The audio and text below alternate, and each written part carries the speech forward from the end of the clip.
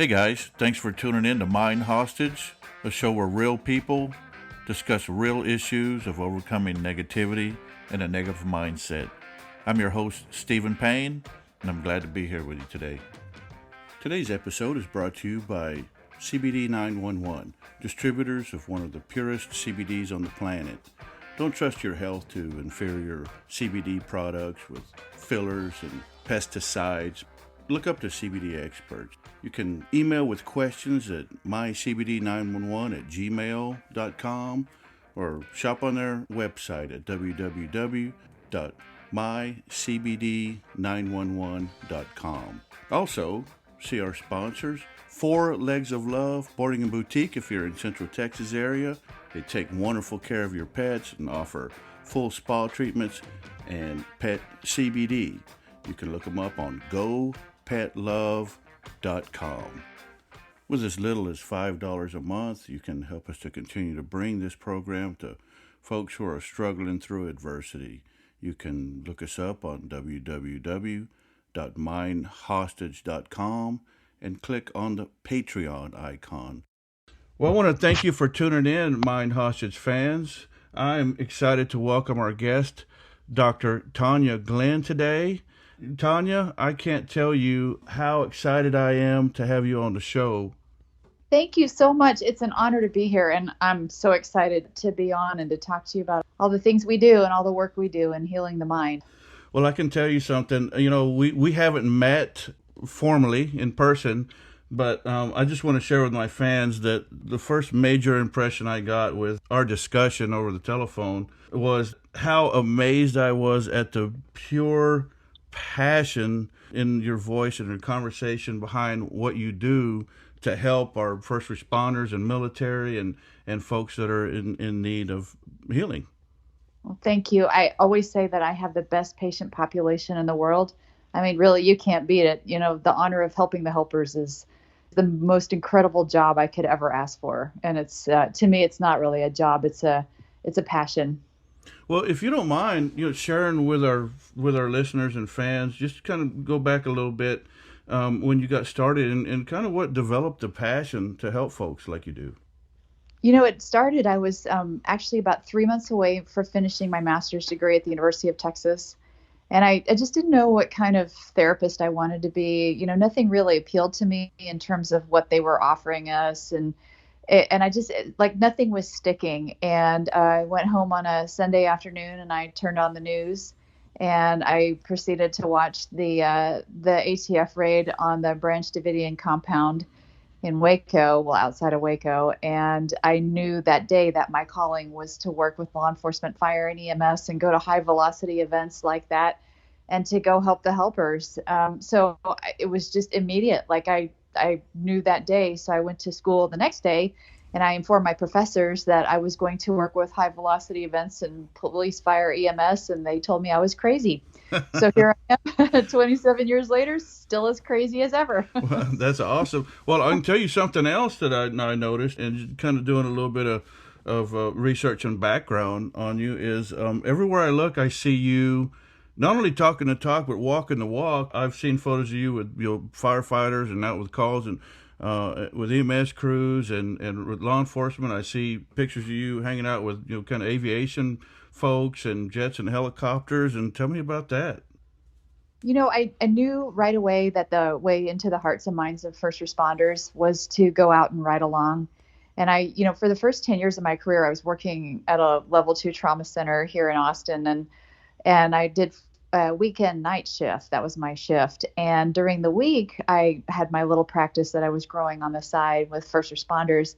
So every Thursday night, to flip my schedule back to night shift, I would go ride. And the incredible rapport and credibility that you gain from doing that is phenomenal. And really, to do what I do and to be at a practice like mine, you have to have ridden out. You have to understand the terminology.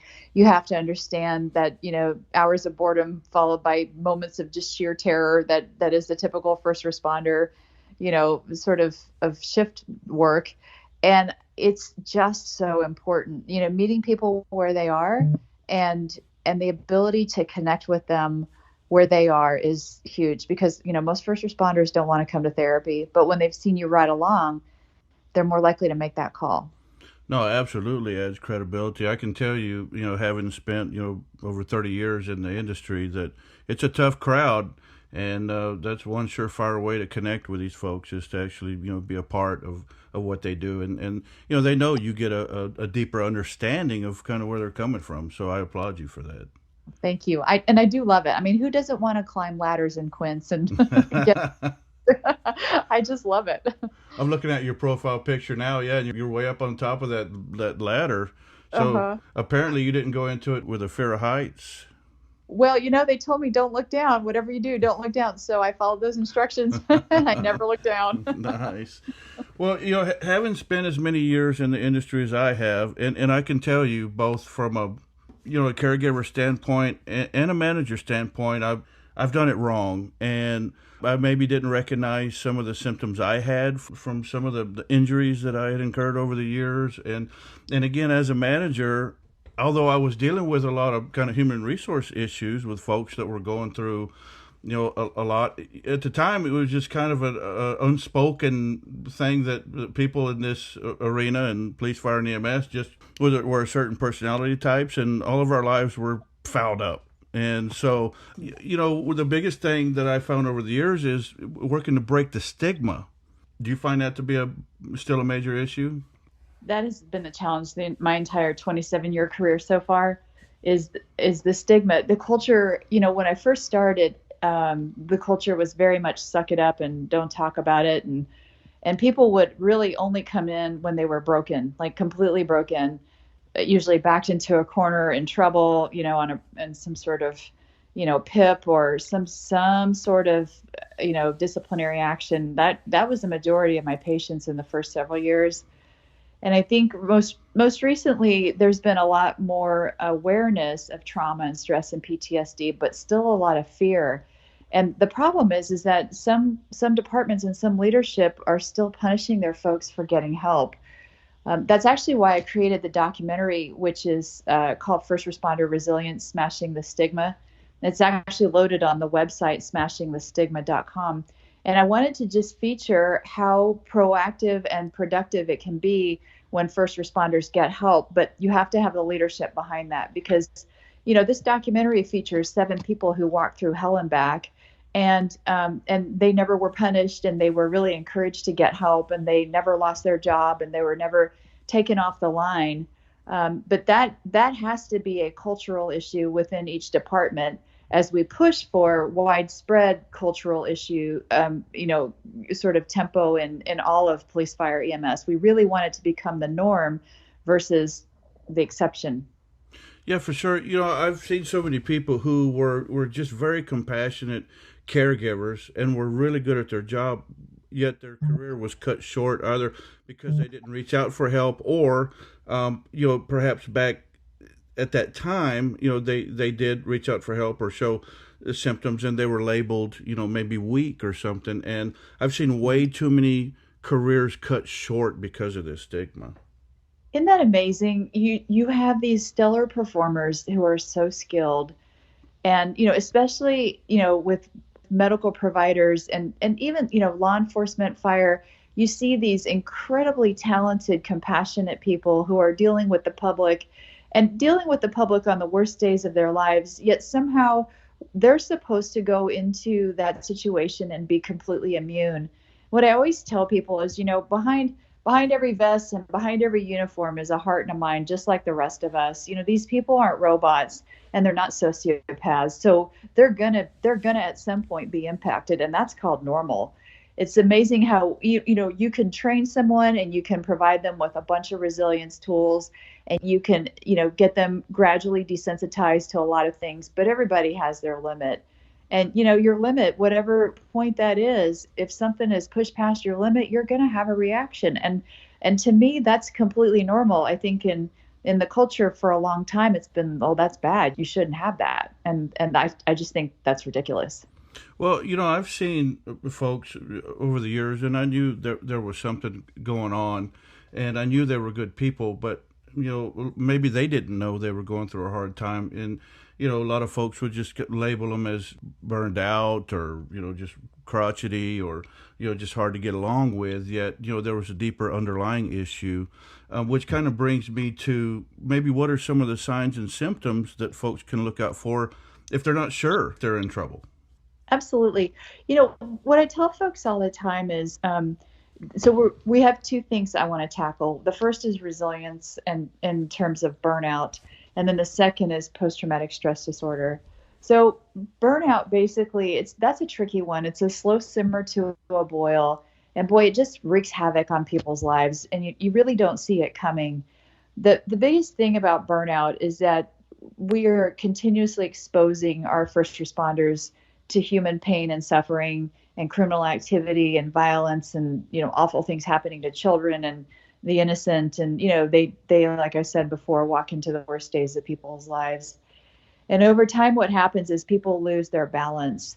When you take those bad calls and you add on the shift work and the holidays and the weekends and the fact that first responders tend to want to, and rightfully so, circle the wagons and just kind of hang out with like-minded, they can never really get away from work. And what I always tell first responders is when you see people on the worst days of their lives, you forget about all the happy, healthy people who don't need you.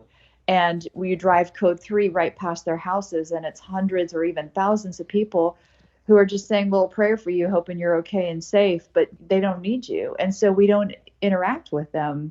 And over time, we tend to get like a really skewed perspective. Like a lot of times what I hear is everybody's a scumbag except for police, fire, EMS. And what I remind people is that's simply not true, because there's a lot of good people who just don't need you. And, and I think sometimes the media does a little bit of damage. It makes the public really misunderstand first responders. So they're even afraid to approach them in the grocery store or, or in a parking lot to say thank you. It's a very, very tough time. The further first responders get alienated and isolated from the general public and the happy, healthy people who really appreciate them, the more they get that skewed perspective that life is bad and people are bad. So what we do for the burnout is we really work on restoring resilience, which is your life outside the job. It starts with hydration, nutrition, rest, and exercise. And then we get into your family, your faith, your friends, your hobbies, your life outside the job, and really kind of reconnecting with those old friends that you haven't talked to in a while. And, I always say you train those old friends not to ask you what's the worst thing you've ever seen or, anything like that, because you don't want to go there with those friends. You need a break from that. And so we're giving first responders permission to have a life outside the job, which is going to be the biggest combatant for burnout. Then there's post-traumatic stress disorder. So what I teach all of my customers, and I teach my peer support teams to interact with everybody at that line level, is that when you go through a bad call, you're going to replay it over and over again. It's like a video in your mind, what you saw, heard, tasted, touched, and smelled. And for the first few days, that's really normal. And what we're looking for is by the end of 7 days post-incident, we want that call starting to fade. And at 14 days post-incident, we want that thing banked in your long-term memory. In other words, you might never forget it, but you don't see it, hear it, smell it like you did on days 1, 2, and 3. Ideally, the nightmares have stopped as well. And I tell folks, if at 2 weeks you're still replaying it, it's triggering you, it's this pervasive movie in your mind, and you're having nightmares, get help, because at that point, it's all prevention. We have PTSD figured out so well that what we're finding is that when we intervene quickly, we can actually mitigate it. If it pushes on to PTSD, you'll know you have it because you're completely, constantly triggered all the time. When people have full-blown PTSD, what happens is it realigns the limbic system and things start to misfire. So your amygdala caveman tells you to fight and run all the time. And it's based on a smell or a sound or something that's seemingly innocuous will trigger you into motion. And people spend all this time trying to stuff it and hide it and forget about it. And instead what we want them to do is get help. And it has to be good, competent help. But to get help, the quicker the better, but it's never too late. Well, I always used to tell myself I was okay, and I think I was like a lot of folks in this industry where, I don't know what you call it. I call it compartmentalization, but we're good at running through those calls or events and putting them behind us and kind of locking them away. And one of the ways I characterize that, for myself is it's kind of like locking away a 50-gallon barrel full of nuclear waste. You can seal it up in a barrel and you can dump it and surround it by concrete and bury it, but eventually it's going to leach out. And I think that's what I found for myself, where I told myself I was okay. And a lot of people say, no, I'm okay, because, I wasn't showing any signs or symptoms right now. But the further I got down the road, these things started to leak out. I started having these triggers and things that I didn't really understand and correlate with something that happened years ago. Right. Is that right. something that you find? Absolutely. And, at the time you are okay and you just kind of lock it away and you brush it off and you keep going, and there's new calls and new distractions and new shifts, and all those things are good distractions when you lock it away. But usually what happens is, if your brain hasn't processed it like it really needs to, it does come back at some point. And so you may lock away multiple events over the course of years. And then suddenly, when you have basically reached your limit, and it's usually when your resilience is at an all-time low, it just comes back. And so that's that cumulative stress that we're looking at. And then all of a sudden it impacts you. I will say also, though, one of the things that contributes to that is, as we get older, we get more mature, we have more compassion, we see the bigger picture. And some of the calls that we sort of lock away when we're young, later on, you really realize the implications of just the tragedy or how sad that call was for that family that you worked with or that you saw, as bystanders. And then all of a sudden it just hits you because you just have more wisdom. I always say that wisdom causes gray hair because, man, it is tough. But I'll tell you what, the wisdom, when you can heal from your trauma, the wisdom leads you to being a much, much better first responder than you ever were before, because you can look at people and you can provide them with the kindness and the compassion and the stabilization of their crisis that they need at the time. And your skill level, is consistent with all the years of experience you have. You just become such an amazing provider. But it's really, really important that everybody has an outlet so they can keep all of that in check and keep it all, in that high resilience sort of mode. That makes sense. I want to talk in a minute, a little bit about what agencies can do to take a better care of their employees. But before we touch on that, how about general public, friends and families of these folks who are in this industry that, have to live with them every day? So as a provider, I may not know I'm in distress, but definitely my wife would know. She'd see the change in me, or my children. So how about for those guys? What can they look out for and do? I think that the biggest thing to look out for is changes in mood and behavior, and to have those conversations. Every couple has their MO in terms of how much they talk about work or communicate about things that happened at work. And what I would encourage every couple to do is figure out what your MO is, and then sort of know your sort of baseline level of how you guys interact and how the level of discussion you have about work. And then when it changes, it's okay to say, hey, are you good? Because all of a sudden, like, I'm noticing that this is different, or you're more withdrawn, or you're snapping a lot more. And so tell me, have you had a rough couple of shifts, or have you had any tough calls lately? And I think that, every couple wants to work towards some semblance of harmony. I think that the spouses and loved ones of first responders, if they are not first responders themselves, so they have the sort of task of getting used to what it's like for their first responder at work, what it's like to have these constant fight or flight, responses, what it's like to have that parasympathetic nervous system backlash at the end of the shift, and just to kind of figure all of that out. I do strongly encourage family briefs. Tell you what, every time I do a family brief, the family members are like, oh my gosh, that's exactly what happens in our house. And now we know why. And now we know what to do different. And so I think that educating family members on first responder stress and shift work and, all the adrenaline and cortisol and what it does to their brains and bodies is really important, because then it just makes sense. Yeah, well, that does make sense. And, as for myself, You talked about kind of wisdom as we age, and one of the things that I think really taught me to do things different was learning how to be humble.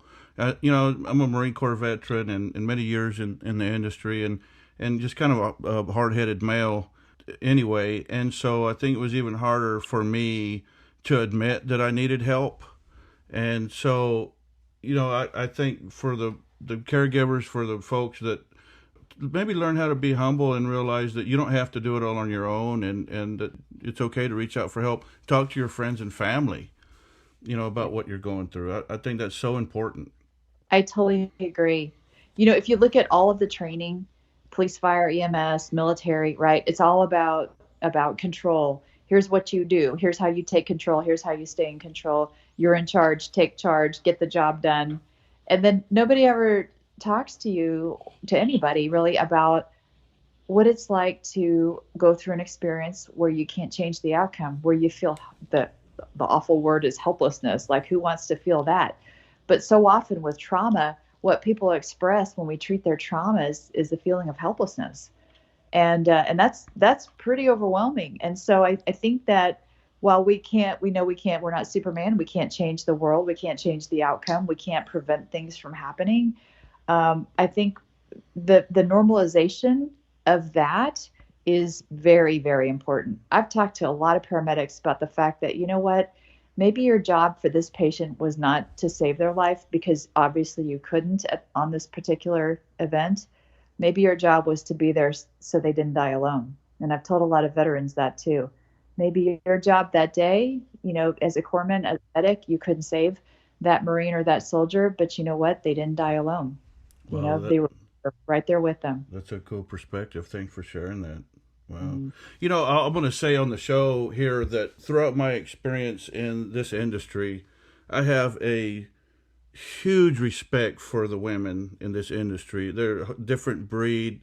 They are tough, and I want to thank you, women. I know you've had a tough walk, but I want to ask you, Dr. Glenn, do you see a difference in how the men and women process these things in our industry?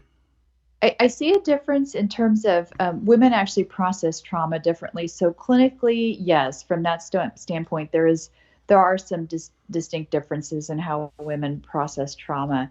And in terms of dealing with the events, you're right. The women have to be tougher, stronger, faster. The expectation is that they can't make it or they can't cut it in this field a lot of times, and so they have to prove that they can. It does make asking for help very tough, because when you've been through an academy and you're on the streets, and you're constantly proving yourself, it's tough to ask for help. I know when I was contracting with the Marine Corps, I was doing lots and lots of pre-deployment briefs when we were at war in Iraq and Afghanistan, and the guys would come up and talk to me after the brief and ask questions. The females would avoid me until I got in the ladies' room, and then we would talk. It was amazing. So Wow. there's an additional pressure there. And so we'd have lengthy conversations in the ladies' room, but yeah, and then we'd head back out and they wouldn't even look at me. Like, they would not even give me eye contact after our discussion, because the pressure, if they approach me, they look weak. Meanwhile, the guys are, there's 10 of them waiting to talk to me, and it's not a big deal. But for the women, it was very different.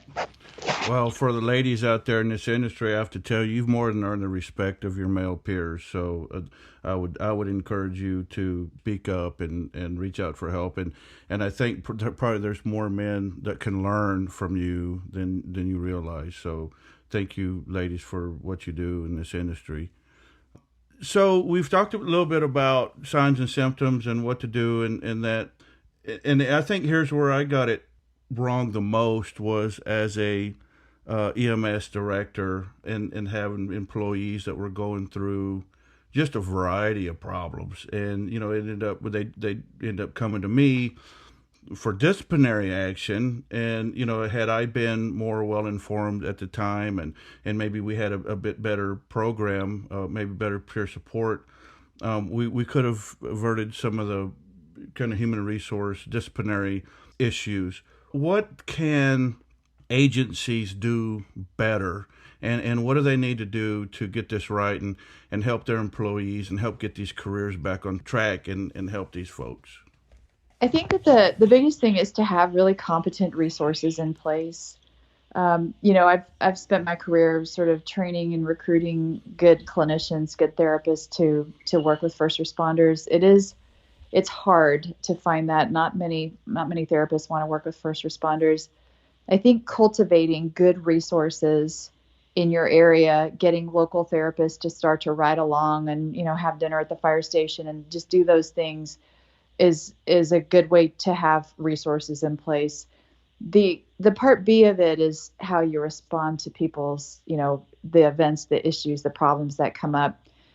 So often, and my most recent book, which is called Code 4, the thing I challenged leadership to do at the end of the book is to change the conversation, because what happens so often is when an employee is struggling and their performance has declined, everybody in the history of doing this job knows that the tendency has been to look at that person and say, wow, you know what, they've changed. They're a sandbagger now. They're a slacker. They're so different. They're a problem child. And everybody labels that person with whatever they decide they are. And instead, I firmly believe we could be so much more productive if we would pause and say, hey, tell me what happened. Tell me what has changed. Why is this different now?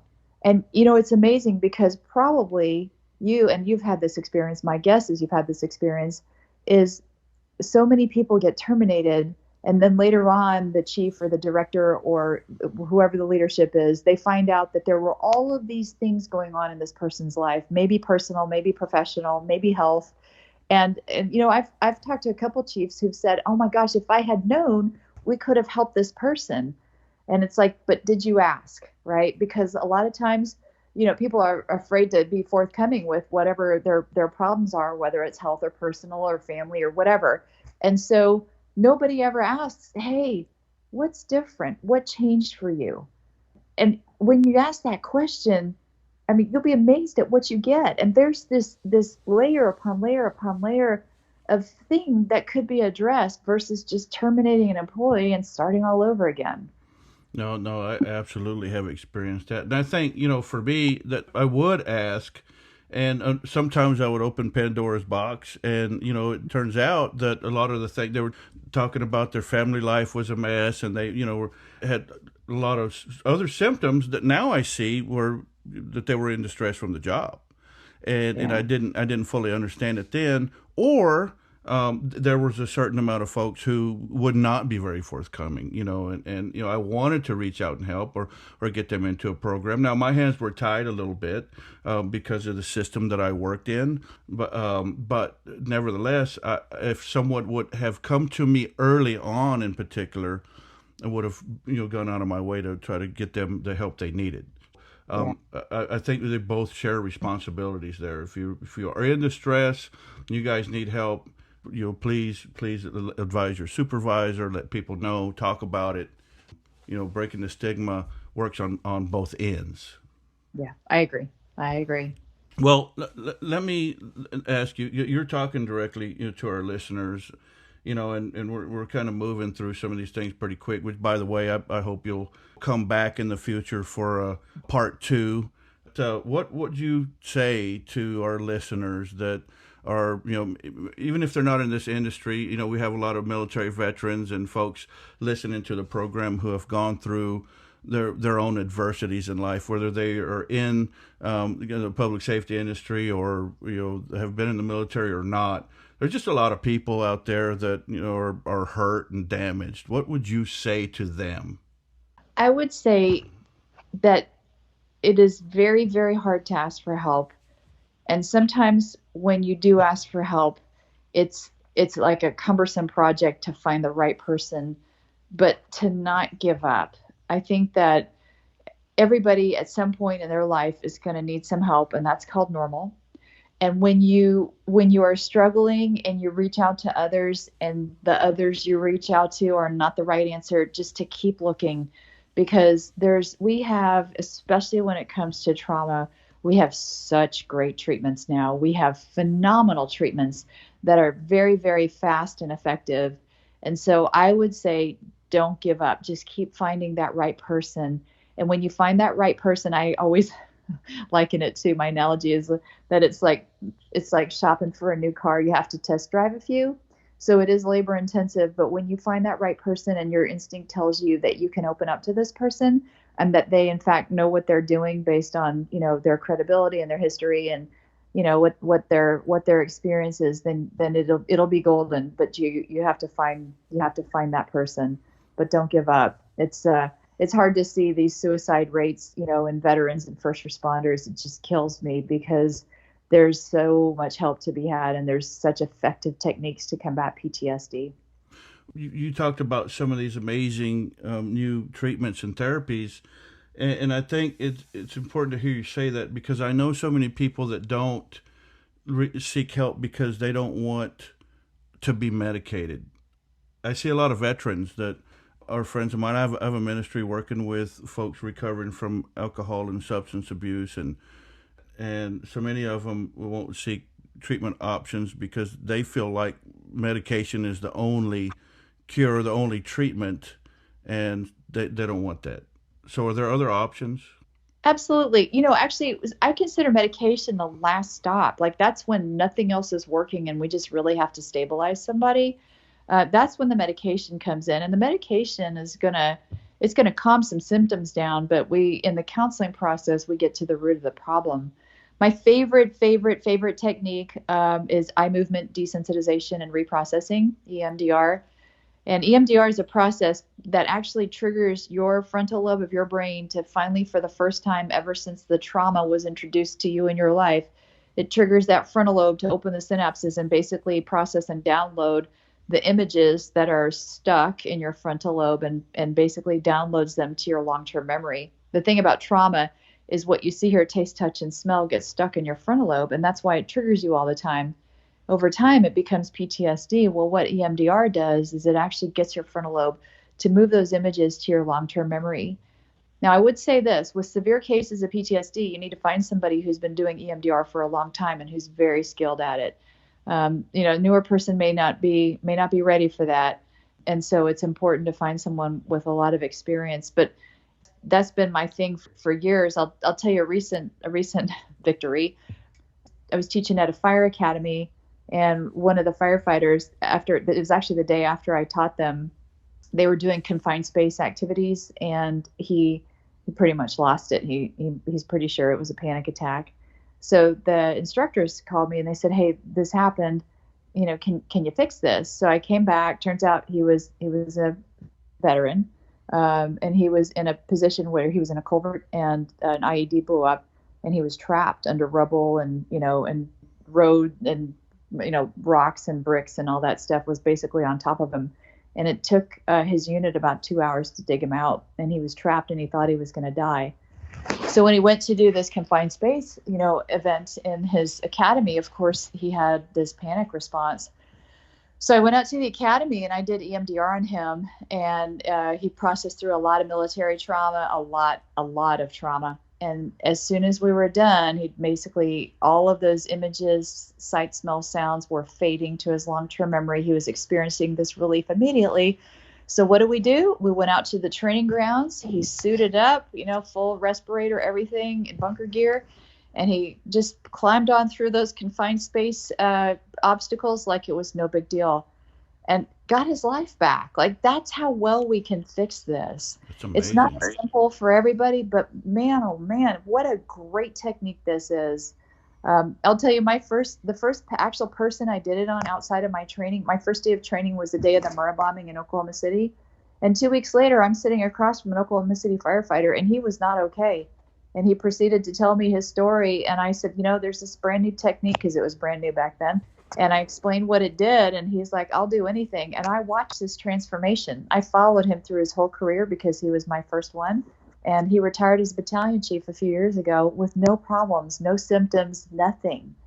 So we have this down, and we don't necessarily need to go that medication route, right? If things in your limbic system are massively under control, We might try a course of 6 months of a mild medication to get it to calm down, to help the therapy along. But then we want to pull you off those meds to see if you can do it without it.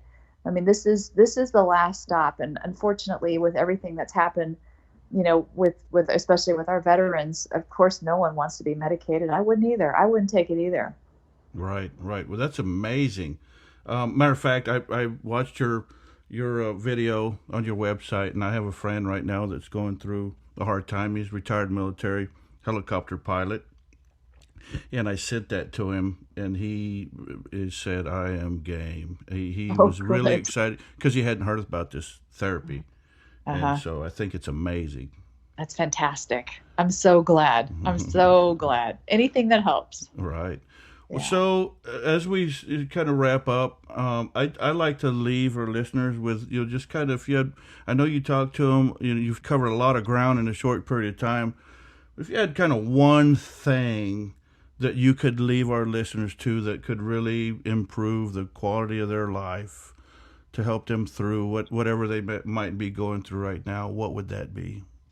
I think the biggest thing is when you're facing adversity is to take it one step at a time. And, sometimes change seems so hard and we get really discouraged. And I think that what we do is we get up and we put one foot in front of the other. And sometimes we take a big, deep breath and we look at the big picture. I always tell people to go back to the basics of self-care, your hydration, nutrition, rest, and exercise. But when I say that, I also caveat it with this. Don't do like a New Year's resolution, well, I need to get into shape, because nobody knows what that means, right? What I tell people is if you have quit exercising and you're not on some sort of exercise regimen, I want you to move your body, do what you love, put one foot in front of the other. And so if you love walking your dog, then that's step one, is you walk your dog. Step one is not joining the gym, because that's a setup for failure. Just move your body, ease into things. If you're changing your diet, take 2 bites of what you should eat off your plate and add 2 bites of what you should eat, and gradually ease into it, right? That's the thing, is that somehow human beings expect themselves to be light switches, but we really aren't light switches. We change gradually. And so don't get discouraged. Reach out for help, find good resources. There's so much help to be had. There's so many people who want to help, and to do the best you can each day. And when you have a bad day, it's okay. Tomorrow's a new day. Practice the self-care, get rest, take a night, go to bed early, and just take the breaks that you need along the way to really restore your resilience. Wow. Thank you so much for that. I appreciate that. That's really great advice. So would you like to share with our listeners, you've written books, you've got some videos, and for leaders out there that may want to contact you and find out how they can help their employees or individuals that are seeking treatment, how they can reach you? Sure. The best way is my website, which is www.taniaglenn.com. So it's taniaglenn.com. There's a link to the documentary. There's it showcases the books I wrote, and gives you all the contact information to reach the practice. It's all right there, and we welcome any questions or any concerns that people need to share. Awesome. So what's next? You've got all these books and videos. Are you working on anything now? I don't know yet. It usually what happens is it comes to me, like the third book that I wrote, the most recent one that came out in March, last December, I landed on the runway in Phoenix. It wasn't necessarily a hard landing. I was on a flight and I landed in Phoenix, and the thought popped in my head, oh, this is what I need to do next. So I started writing it December 12th and finished it January 4th, because I'm the kind of person, like, once I start something, I gotta finish it. That's nuts, because I'm working on a book right now and I've got all kinds of distractions. I know. Once I start, I got to get it done. So I am contemplating, and maybe when I land on some runway this fall, it'll hit me that this is what I need to do, or I need to do something else. I am contemplating a book for the family members of first responders. Awesome. Yeah, we'll see. Okay. All right. Well, Dr. Glenn, I thank you so much for coming on the show today. I'm honored to host you, and I look forward to part 2 in the future. Thank you so much. It was an honor to be here, and I want to thank your listeners too for giving me the opportunity to share the word.